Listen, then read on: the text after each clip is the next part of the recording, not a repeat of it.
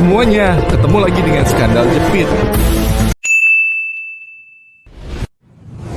Salah satu kejahatan terbesar dan paling mencolok yang dilakukan oleh Pablo Escobar adalah peran aktifnya dalam perdagangan narkoba internasional, terutama dalam produksi, penyelundupan, dan distribusi kokain ke Amerika Serikat dan negara-negara lain.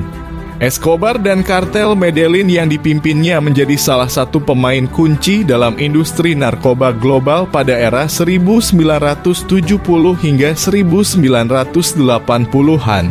Kartel Medellin yang dipimpin oleh Escobar mengendalikan hampir seluruh rantai pasok kokain dari produksi hingga distribusi. Mereka memanfaatkan laboratorium rahasia untuk mengolah kokain dari daerah perkebunan koka di Kolombia. Escobar dan kartelnya menggunakan berbagai metode kreatif untuk menyelundupkan kokain ke Amerika Serikat dan negara-negara lain, termasuk pesawat terbang, kapal selam semi perakitan, serta menyembunyikan kokain dalam berbagai jenis kargo.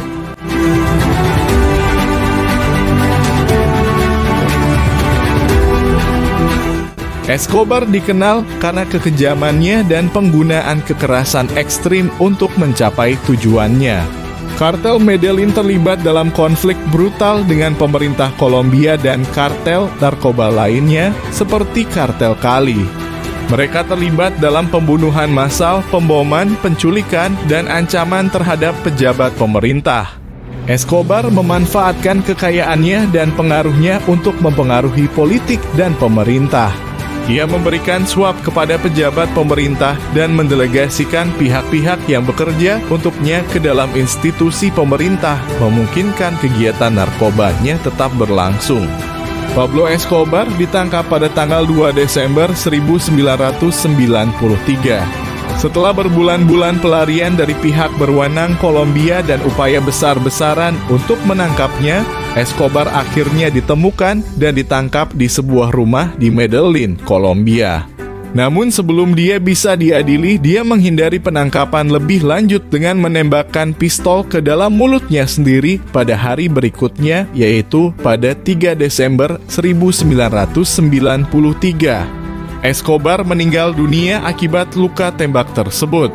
Pablo Escobar tidak ditangkap oleh satu individu tunggal, tetapi oleh tim gabungan dari pihak berwenang Kolombia yang terdiri dari pasukan kepolisian nasional Kolombia atau National Police of Colombia dan pasukan khusus Kolombia.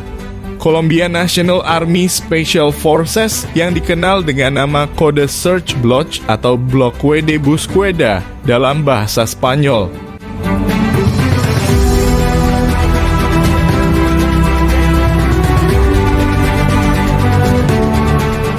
Operasi untuk menangkap Pablo Escobar dipimpin oleh Kolonel Hugo Martinez, seorang perwira kepolisian nasional Kolombia yang memimpin Search Bloc. Mereka melakukan penyelidikan intensif dan berkoordinasi untuk melacak keberadaan Escobar. Upaya ini melibatkan penggunaan teknologi canggih dan intelijen untuk mengidentifikasi lokasi rumah tempat dia bersembunyi. Pada tanggal 2 Desember 1993, Search Bloc akhirnya berhasil menemukan tempat persembunyian Escobar di sebuah rumah di Medellin. Mereka mengelilingi rumah dan mulai mengepungnya. Konfrontasi terjadi antara anggota Search Bloc dan pengawal pribadi Escobar yang setia.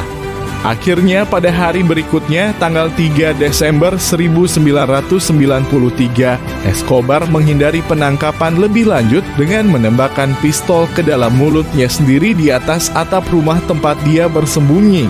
Dia meninggal dunia akibat luka tembak tersebut.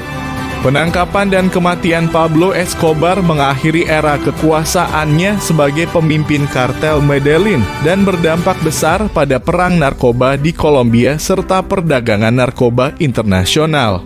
Pablo Escobar menjadi tokoh paling berpengaruh karena perannya dalam perdagangan narkoba internasional, pengaruh politik dan kekuatan yang dia miliki di Kolombia, serta tindakan kejahatan dan kekerasan ekstrim yang dia lakukan. Escobar dan kartel Medellin yang dipimpinnya menjadi salah satu kelompok narkoba paling kuat dan berpengaruh dalam sejarah. Mereka mendominasi perdagangan kokain di Amerika Serikat dan negara-negara lain, menghasilkan miliaran dolar dalam pendapatan haram yang mereka lakukan.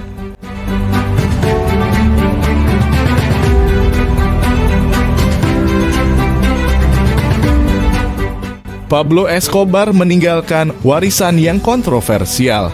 Meskipun dikenang sebagai penjahat berdarah dingin, dia juga dianggap sebagai pahlawan oleh beberapa orang karena kontribusinya dalam memberikan bantuan finansial kepada masyarakat miskin dan melakukan pembangunan infrastruktur. Namun, kegiatan narkoba dan kejahatan brutalnya tetap merupakan sisi yang dominan dalam cerita hidupnya. Namun penting untuk diingat bahwa pengaruh Escobar datang dengan biaya yang besar, termasuk ribuan kematian dan penderitaan yang diakibatkannya.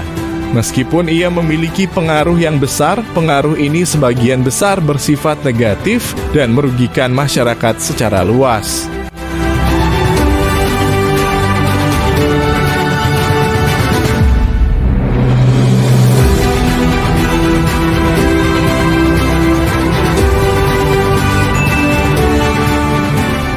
Terima kasih telah menonton tayangan ini. Jangan lupa like, comment, and subscribe untuk membangun channel ini lebih baik lagi.